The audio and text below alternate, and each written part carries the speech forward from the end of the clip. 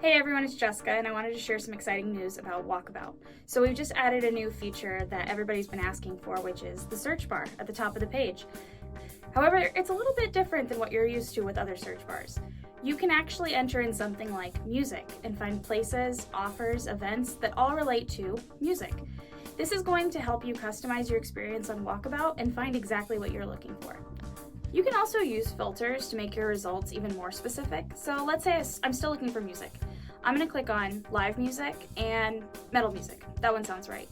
I want to see if there's anything that I can use my points for, so I'm going to click offers before I hit search.